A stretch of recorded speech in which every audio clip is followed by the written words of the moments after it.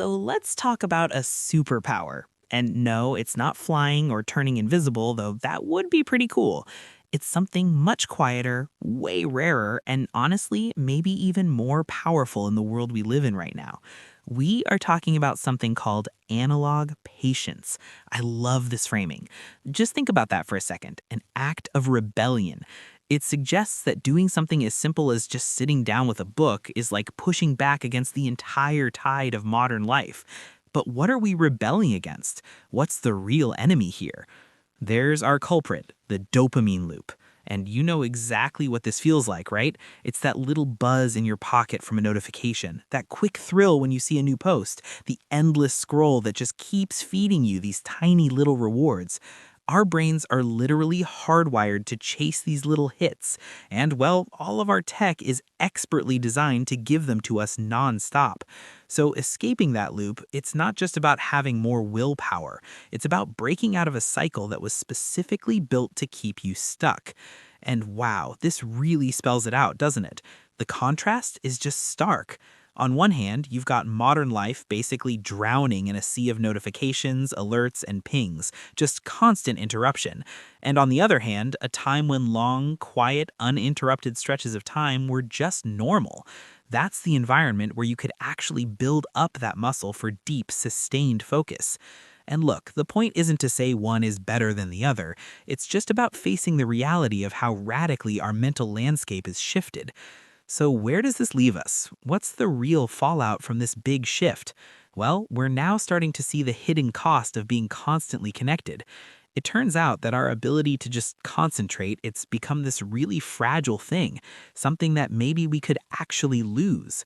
No, seriously, let's just pause and think about this for a second.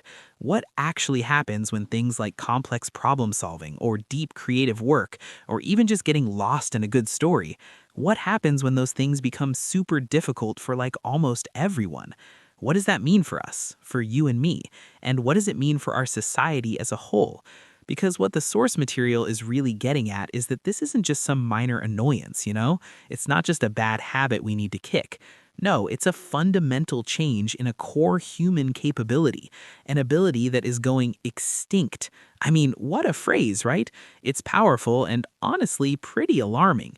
It really gets to the urgency of it all. It's like our ability for long-form singular focus is an endangered species.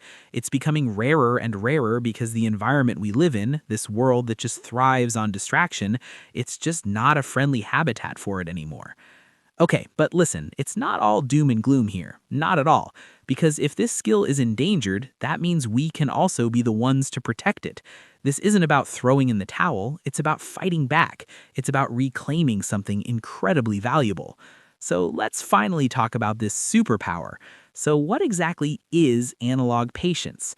Well, here's the simple definition. Think of it like a mental muscle.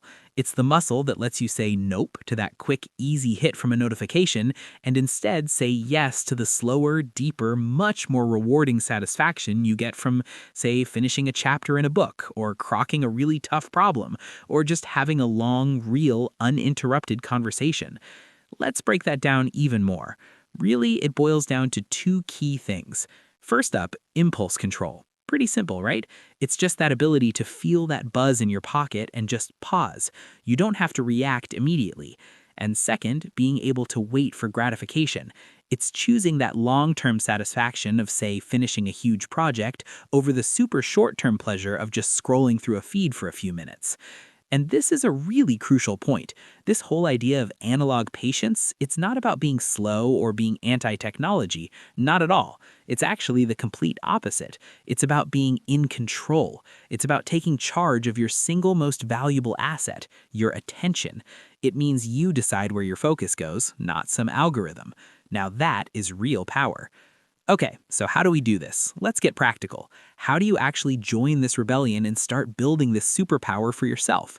Well, it all starts with a conscious choice, and that brings us right back to where we started, that original act of rebellion, reading. The ability to just sit down and get lost in a book for hours on end, that's not just a hobby anymore. In a world where we're all just skim reading and glancing at headlines, being able to do that is a formidable skill. It's a sign that you have a mind that's capable of deep, analytical, and truly creative thinking. So here it is, here's the challenge, the ultimate test from the source material. And I want you to ask yourself this honestly. Could you do it? Could you sit down, put your phone in another room, no other distractions, and just read a physical book for 3 hours straight? Be honest. If your first reaction is no way or wow, that sounds impossible, that right there is a huge sign of just how far our baseline for focus has really moved.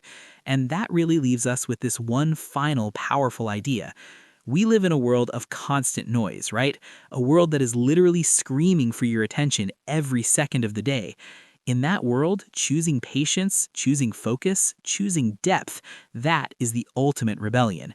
That's how you take back your mind. Subscribe and follow for more, and hit the notification bell for more topic.